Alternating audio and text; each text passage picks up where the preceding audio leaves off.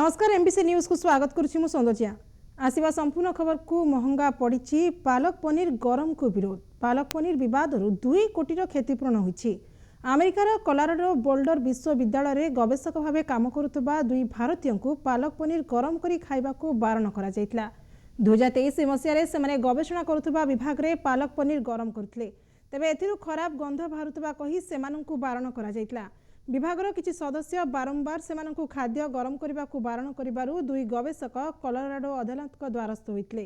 भारतीय खाद्य होइतवारु पालक पनीर खाइबा को विरोध करा जायछि बोली उभय अदालत रे जुक्ति उपस्थापन करितले।